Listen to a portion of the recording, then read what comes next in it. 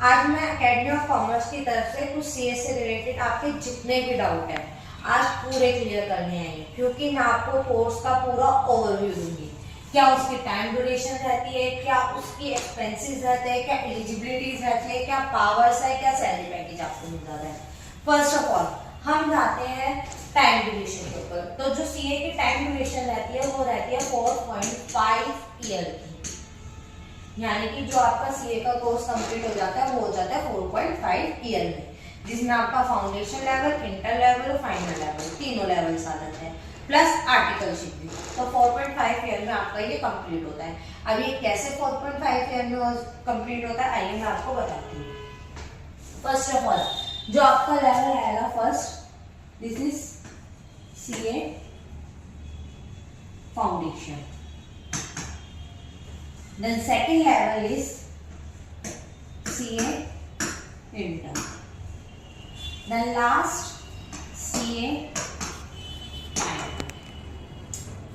हाँ, अब इनके पेपर्स कब कब होते हैं मैं थोड़ा आपको क्लियर कर दूं। इन सबके 3 अटेम्प्ट्स होते हैं। अब 3 अटेम्प्ट्स कौन कौन से होते हैं? First attempt is May, then second attempt is September attempt, then फिर आपका आता है जनवरी अटेम्प्ट। आप इन 3 अटेम्प्ट में एग्जाम दे सकते हैं। अब मैम क्या हम इंटर के बाद डायरेक्ट फाइनल दे सकते हैं? नहीं, इंटर के बाद आपको 2.5 इयर्स की आर्टिकलशिप करनी पड़ेगी। 2.5 साल की आर्टिकलशिप करते हैं, फिर आप फाइनल के लिए एलिजिबल होते हैं। आपको वहां से एक सर्टिफिकेट प्रोवाइड होता है। अब उस सर्टिफिकेट के बारे में भी मैं आपको बताऊंगी। तो चलिए पहले फाउंडेशन के बारे में थोड़ा सा जानते हैं। जैसे कि मैंने आपको बताया फाउंडेशन के आपके 3 अटेम्प्ट्स होते हैं, मई, सितंबर और क्या कहते हैं जनवरी। आपके ऊपर है कि आप कौन सा अटेम्प्ट देना चाहते हैं। बट इसका सिलेबस क्या रहता है और इसके सब्जेक्ट क्या होते हैं वो मैं थोड़ा आपको क्लियर करती हूँ। इसके आपके 4 सब्जेक्ट इसके आते हैं, बट 2 सब्जेक्ट जो होते हैं वो होते हैं आपके सब्जेक्टिव और 2 सब्जेक्ट होते हैं आपके ऑब्जेक्टिव। और जो ऑब्जेक्टिव सब्जेक्ट है इसमें 0.25 की नेगेटिव मार्किंग होती है, यानी कि अगर आपके 4 क्वेश्चन गलत है तो आपका 1 मार्क्स डिडक्ट हो जाएगा। इस तरीके की इसमें नेगेटिव मार्किंग आती है। ओके मैम आपने तो बता दिया नेगेटिव मार्किंग होती है, बट पेपर कितने मार्क्स का आता है तो पेपर भी मैं बता देती हूँ आपको। ईच पेपर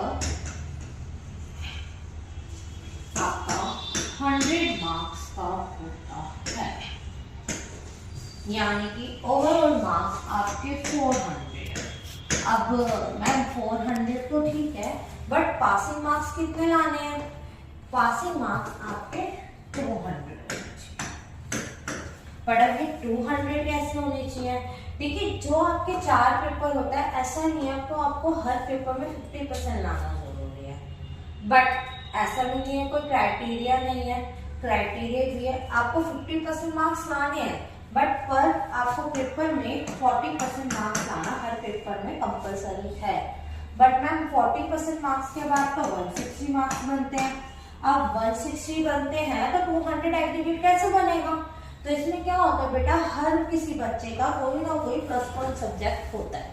अगर उसमें आपके ज्यादा मार्क्स आ जाते हैं, चाहे 80 आ गए या किसी भी 2 सब्जेक्ट में आपके 80 या 70 आ गए, तो उसके मार्क्स जो है इसमें प्लस हो जाएंगे, जिसका आपका ओवरऑल 200 अराउंड बन जाएगा। तो आप पास आउट माने जाओगे।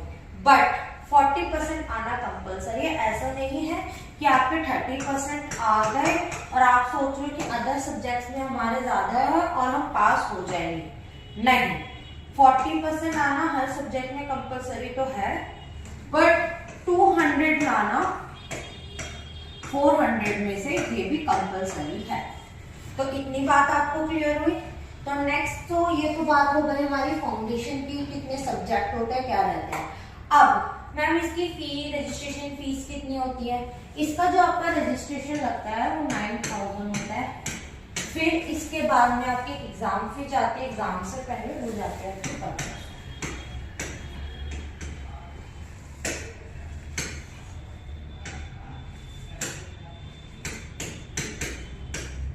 ये आपकी एग्जाम फी है, ये आपके हो गए रजिस्ट्रेशन चार्जेस। ये होता है, मतलब ओवरऑल आपका 10,500 के अंदर ये कोर्स हो जाता है। अब नेक्स्ट में इंटर का क्या है, हमें थोड़ा इंटर में चलो अब हम बात करते हैं इंटरमीडिएट की। इंटरमीडिएट में अब आपका कैसा रहता है वो मैं आपको थोड़ा क्लियर कर दूं। इसमें आपके दो ग्रुप्स आते हैं, ग्रुप 1 और ग्रुप 2। पहले में जो ग्रुप 1 आता है, ग्रुप 1 में जो आपके सब्जेक्ट्स होते हैं वो है एडवांस अकाउंट, कॉर्पोरेट लॉ और टैक्सेशन। और टैक्सेशन में आपके दो पार्ट आते हैं, सेशंस आते हैं, income tax and law, goods and service tax. But ये दोनों अलग अलग टॉपिक्स नहीं है, इनके पेपर एक ही जगह होते हैं, एक ही सिंगल पेपर होता है, वो होता है आपका 100 मार्क्स का। ठीक है, जैसे फाउंडेशन में ईच पेपर 100 मार्क्स का है, इसमें भी ईच पेपर 100 मार्क्स का है। फर्स्ट ऑफ ऑल अब मैम इसका तो समझ आ गई, ये 100 मार्क्स का है, मैम ये भी 100 मार्क्स का है। बट इनमें मुझे थोड़ा डाउट है कि 100 मार्क्स का कैसे, मैं थोड़ा आपको क्लियर कर देती हूँ। इसमें क्या होगा, आपका 100 मार्क्स में से 50-50 मार्क्स के आपके दो पेपर, यानी कि इनकम टैक्स का और गुड्स एंड सर्विस टैक्स का पेपर एक ही होगा। हम 50-50 मार्क्स में डिवाइड हो जाते हैं, मतलब दो सेशन बन जाते हैं, सेशन ए और सेशन बी, इसके दो सेशन होते हैं। ऐसे ही जब आप ग्रुप 2 के लिए जाएंगे तो उसमें आपका आ जाता है cost, audit, financial management, strategic management. अब मैम इसमें तो आपने 4 चीजें बता दी, ऐसा नहीं है, इसमें भी आपके सिर्फ 3 ही पेपर होते हैं। वो कैसे होते हैं, पहला होगा आपका कॉस्ट का जो आपका 100 मार्क्स का रहेगा, देन सेकंड होगा आपका ऑडिट का जो आपका 100 मार्क्स का रहेगा, फिर ये दो पेपर आपके 100 के होंगे। जैसे वहाँ पे टैक्स के दो पार्ट थे 50-50 में, ये भी ऐसे आपके 50+50 का, बट पेपर जो होगा आपका सिंगल 1 पेपर है। इतना आपको क्लियर हुआ। अब मैम अब बेनिफिट किस में है, ग्रुप अलग अलग देने में या सिंगल ग्रुप देने में, थोड़ा बता देती हूँ। पूरा अगर ओवरऑल टोटल करेंगे तो हमारा बनता है 300, राइट। इसका भी ओवरऑल टोटल करते हैं, बनता है 300, राइट। अगर हम सिंगल ग्रुप देते हैं तो हमें 150 मार्क्स लाना कंपल्सरी है, यानी 50% का। बट ईच पेपर में वही 40% मार्क्स लाना कंपल्सरी होता है। बट मैम अगर हमारे किसी पेपर में कम रह गया तो हम कैसे करेंगे, 150 नहीं बन पाया तो, और मतलब ऑलमोस्ट हमारा एग्रीगेट बन ही नहीं रहा 150 पेपर के, अब हम क्या करें। तो अब उसमें ये डाउट हो जाता है कि मैम कैसे, क्योंकि इसमें भी सेम प्रोसीजर है, 150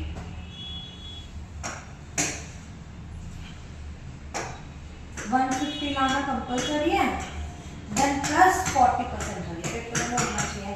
तब इसमें अब क्या होता है, आप जब दोनों ग्रुप साथ में देते हैं तो आपका ओवरऑल जो एग्रीगेट बनता है वो बनता है आपका 600।